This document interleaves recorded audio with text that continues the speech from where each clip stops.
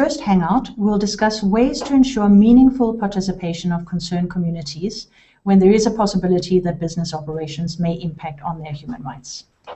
Let me start by introducing myself. My name is Lene Wendland. I'm advisor on business and human rights in the United Nations Human Rights Office, and I head our business and human rights team. Joining me is a group of eminent experts and researchers in the field of business and human rights from different parts of the world. And I'll let them introduce themselves, and I'll start by Harpreet. Hello, I'm Harpreet Kaur. I'm the South Asia researcher and representative at Business and Human Rights Resource Center, and I'm joining the Hangout from India. Excellent. Thank you for joining us. And Mark, if you can introduce yourselves.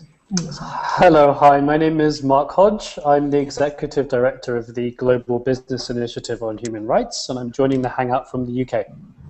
And Reinford, joining us from Malawi. Oh, we have lost the sound. Yes, so we seem to have some problems with hearing Reinford, but Reinford is Executive Director, Citizens for Justice, Friends of the Earth, Malawi. And in fact, we have another participant in the Hangout, Joseph Kibugu, who is Eastern Africa researcher from the Business and Human Rights Resource Center based in Nairobi. And in fact, we are experiencing some connectivity problems with Joseph from Nairobi. So he will join the Hangout from chat functions, and we'll try and see if we can make that work. And of course, also joining us is an audience worldwide watching this Hangout live on the United Nations Human Rights Google Plus page and its YouTube channel. And many of you have sent questions and shared views via different social media platforms. And during the Hangout, you are very welcome to still tweet us questions using the hashtag VoiceCount and Business or Business Forum.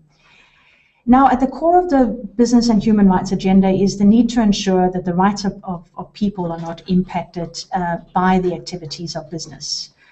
The United Nations UN Guiding Principles for Business and Human Rights require all companies to undertake human rights due diligence. And as part of that human rights due diligence is to ensure that there's meaningful participation and consultation with potentially impacted communities.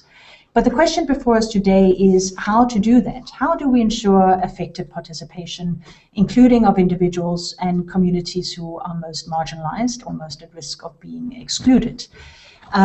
This is both a challenge at the local level when business are undertaking their human rights due diligence and they're seeking to include potentially affected communities. But it's also a challenge for us here at the global level, at the United Nations. How do we ensure that those whose rights might be impacted from business activity can actually take part in the discussions that we're having, for example, here in Geneva. So I would like to start the discussion by asking you, Mark, to share some of your experience from the Global Business Initiative when it comes to the role of business. Okay, thanks, Lene. So I suppose just in reaction to that question, I'll try and be brief and maybe comment on it in two parts. So one part very quickly, just to emphasize maybe what we mean by participation and inclusion in the human rights context and why that's different from maybe typical stakeholder engagement or some consultation that may take place already among different companies. But then I'll move very quickly and talk about, I think, maybe a few examples of what I know businesses are doing to try and address the challenge that you kind of raised. I think one thing I wanted to say, and this really comes from my time working in India, is it's really important that when we hear the word participation, that we and that companies understand that we're not just simply talking about charity, we're not talking about making decisions and then informing people and asking them if they're happy with those decisions. We're talking about a fundamentally different process. We're talking about a process that enables inclusion of people, inclusion of the most vulnerable, people being included in the decisions that are made about their lives. We're fundamentally talking about accountability and transparency and engagement. So I think that's really fundamentally important. It's not a sort of an afterthought.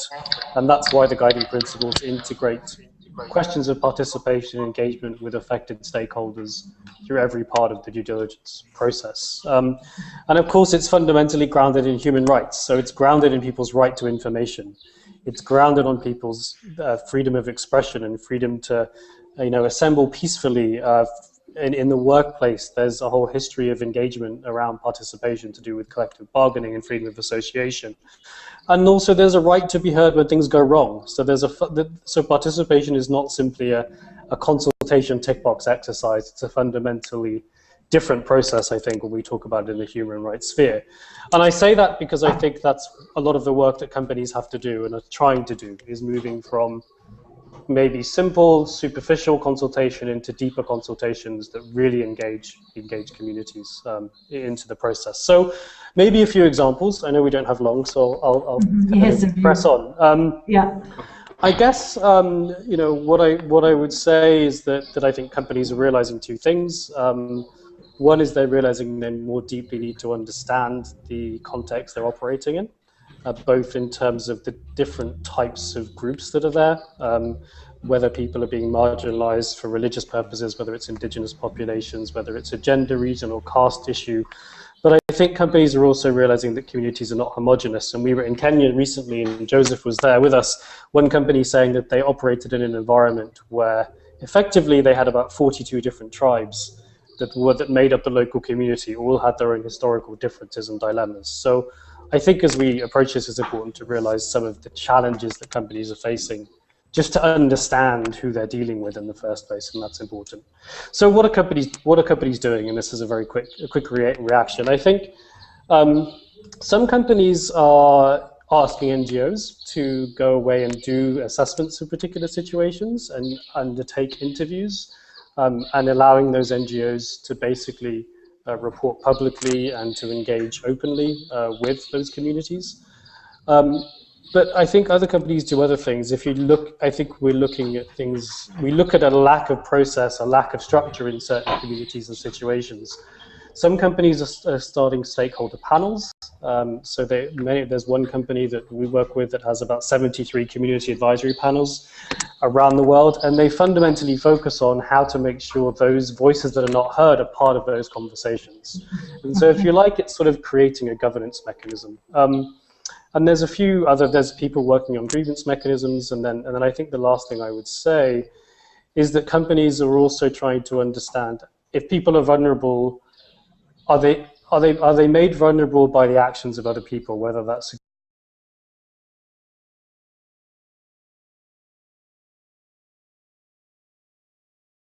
change the culture of those actors as well. So so that was a very quick response. Thank you, Mark. I was going to ask Reinford to chip in, but I think we are having also some connectivity issues with Reinford. Reinford, can you just try and see if we have your voice? Yes, Lene, thank you very much. Yeah, I'll be happy to give your experience, just especially from the perspective of the citizens' participation and how your perspective from the ground working with communities. Thank you, Renee, and yes, it's good to hear what Mark is saying, but I think adding on what Mark is saying is that it's very important to make sure that the consultation is very meaningful, so that communities on the ground are part of the planning processes, that they contribute to decision making of the companies and project development. That's one side. On the other side is to have a mechanism by mining companies or by the industry to make sure that the workers, people that work for the companies, have this space to be able to contribute, participate meaningfully, and that companies are able to adopt and include those contributions from their workers into the decisions of the company. We have a situation where, in often cases, sometimes, consultation, free, prior, informed consent is not very meaningful. I can give you an example of a situation in Malawi at the moment, where a big project, a mining project is about to happen, and then the mining company has subcontracted the community resettlement to the government. And the government has paid some money to the communities, but the communities are saying, we've not been paid enough money, we want the company to pay us more money. we want the company to be able to move our graveyard, and the company says, sorry, we can't give you more money because we gave the money to the government.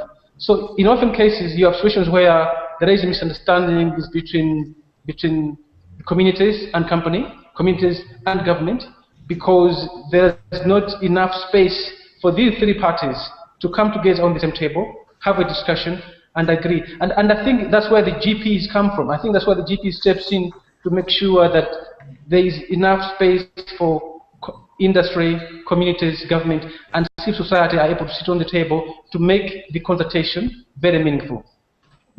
Excellent. Thank you, Reinford. And the GP is, just for those who are not as familiar, just saying it's referring to the guiding principles, the UN guiding principles on business and human rights.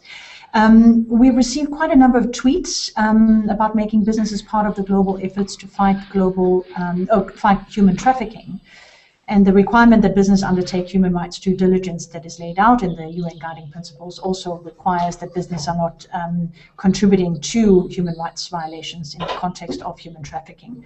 Harpreet, can you tell us about, from this perspective, the situation in Asia, and if you've got any, in the context of participation, what do you see from your perspective there?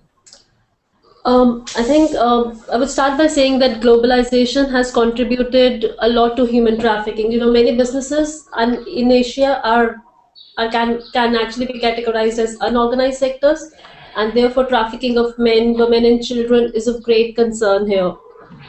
Companies need to check their supply chains, and in fact that's a very difficult task, not just because they have one supply chain, but they have these multiple layers of contractors and subcontractors spread across regions and various other sectors. So then companies definitely need to ensure that they check their supply chains effectively, but it's actually quite easily said than done. There are many challenges that they face, there are many obstacles that they face, but I think all of us have we've been talking about it, and all of us realize the need for a meaningful consultation. And how do we make it meaningful and effective participation is the key point. I think one of the ways to make it effective participation would be by including due diligence.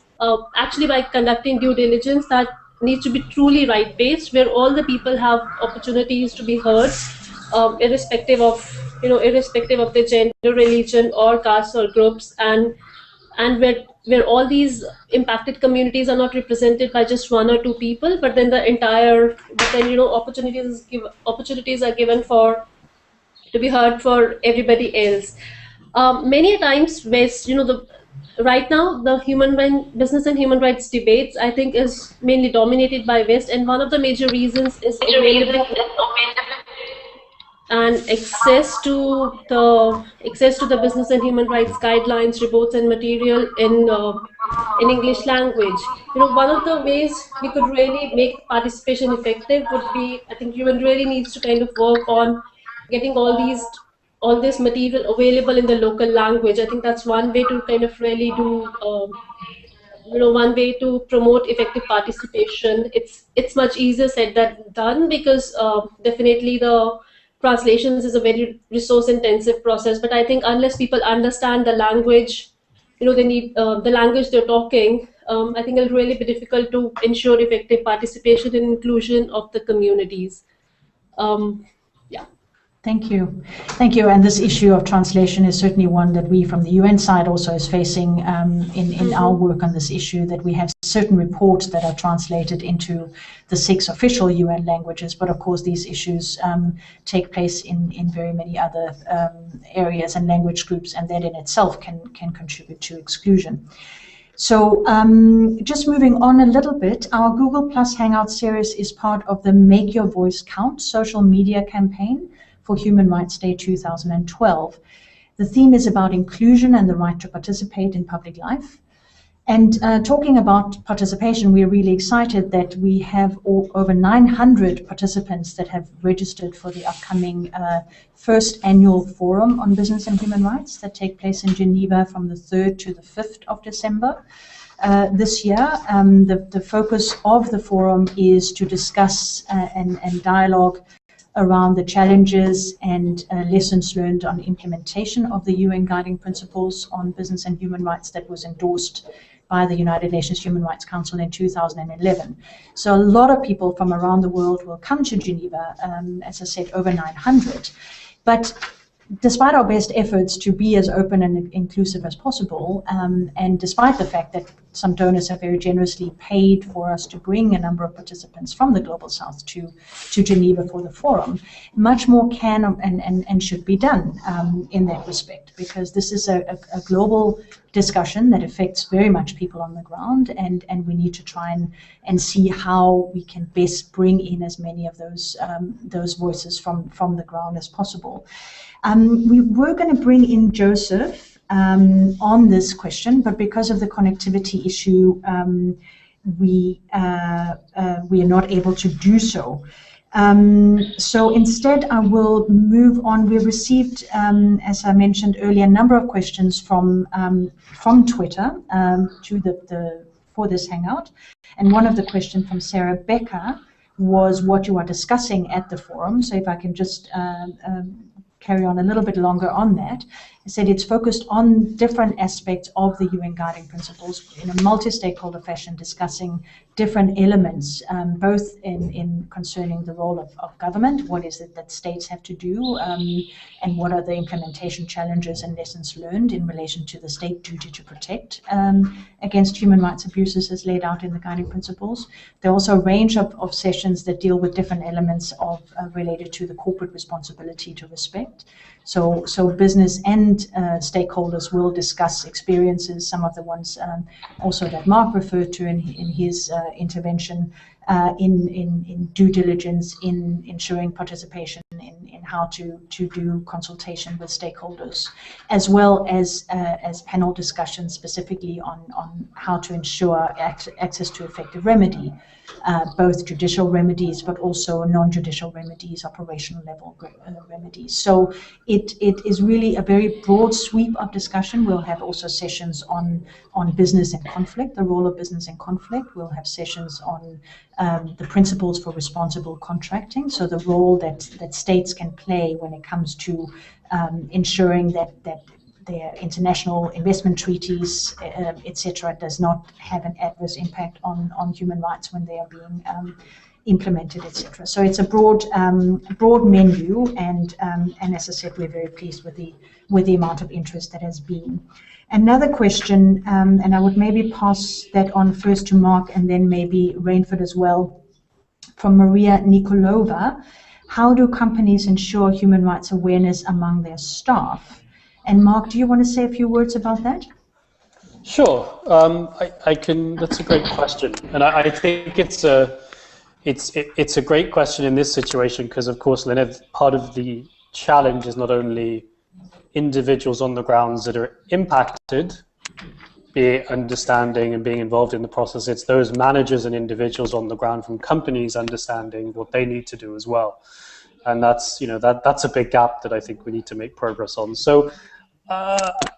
Maybe I can address it, kind of give a few examples. So certain companies are implementing e-learning, where they will make e-learning modules available. They're sometimes 20 minutes long, relatively short, in the same way they raise awareness around other issues. Some companies are making that a requirement in the same way they have other requirements in terms of induction or onboarding or career progression. They're making it a required module and awareness that employees have to understand, the particular functions have to understand. So there's that whole kind of widespread, I guess, mass kind of approach. A big challenge a company has to do, it's not necessarily training, but it's making employees aware of the company's own human rights commitment. So one thing is having a policy, but as the guiding principles set out, it's profoundly important that companies communicate that to the right people and the right people making decisions. So to somebody operating in a procurement function, if they're making decisions about supply chain issues, for example, somebody operating in community relations, if they're managing processes around land acquisition. So the communication of the policy and commitment happens. There are internal guides that some companies have. Some companies have those publicly available online as well. So that's possible for people to find. But also companies have operational procedures. Every company has to map out its policy and operational procedures. They write very long documents and make sure people are aware of what this means in their particular context. And then there's more traditional training that happens, generally targeted on particular countries. Face-to-face work as well goes on. So I hope that gives some indication. Thanks. And I know, Reinford, you also wanted to come in on this point. Yes. I want to agree with Mark, but also I think it's important not just to make the human rights instruments available to the workers. It's important to make sure that the workers are able to access those rights, to be able to exercise their rights, but also to be able to enjoy their rights. For example, on labor rights issues, workers have to be given the opportunity, they have to be seen that they're able to engage the company in terms of bargaining for their right wages, in terms of workers being given leave days when they're expecting. So it's important not just to make them available as rights at a workplace, but the workers have to be able to access, enjoy, and benefit those rights. In that way, a company is seen to be able to create a space for the workers to know their rights, but also to create a space for the workers to enjoy those rights at a workplace. Great, thank you. We have time for one more question that we have received from Twitter, and I'll direct that maybe to Harpreet. And it relates to the general discussion of this Hangout. What's needed to ensure inclusion in business and human rights debates and activities? So you spoke specifically in the context of human rights earlier, but if you can just, and try to be brief, what from the broader issue of inclusion, and we've talked about translation of materials and training, but is there anything you would like to add to that broader question?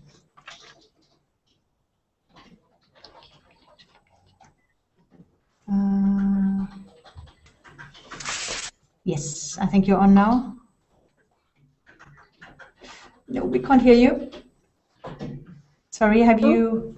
Yeah, now you're on. Is it clear now? Okay. Yeah. Perfect. So, we have talked about the company's responsibility to respect human rights, and since we're talking broadly here, I think we also need to emphasize the role of local, state, and national government officials in this whole, in this whole debate about business and human rights, and in formulating policy discussions and ensuring actually inclusive participation in policy discussions. I think that's really important to understand that the government, that the government and the local bodies do have a larger role to play in ensuring that people, that the companies do respect human rights. But in countries like India, for example, there's this huge problem of corporate capture of government, of governments, where businesses,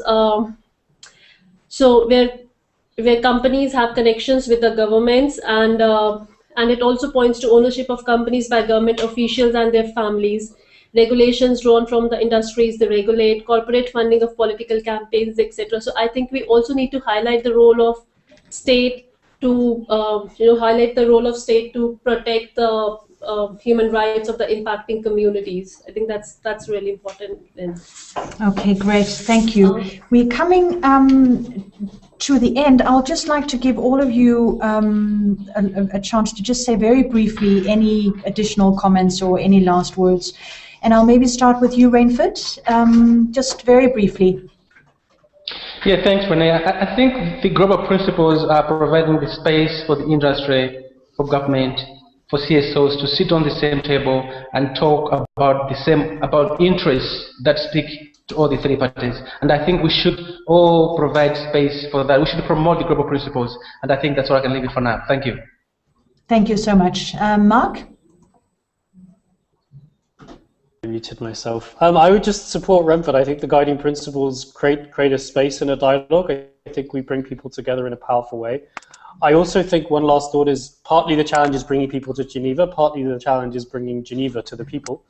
How do we go to different locations and have these discussions in meaningful ways so that, on the ground in these places, I think that's a nice challenge for us to think around too. Thank you so much. Harpreet, any final words? I think there's definitely a need to emphasize that policy discussion on business and human rights do not have to be really confined to the GPs. The GPs themselves are presented as a starting point, and that's where we can bring groups in both on how to flesh the various principles out more about what people could link to see beyond these guiding principles and what they feel are lacking from the GPs. So I think it's just a starting point, and people need to work beyond the GPs as well. Thank you.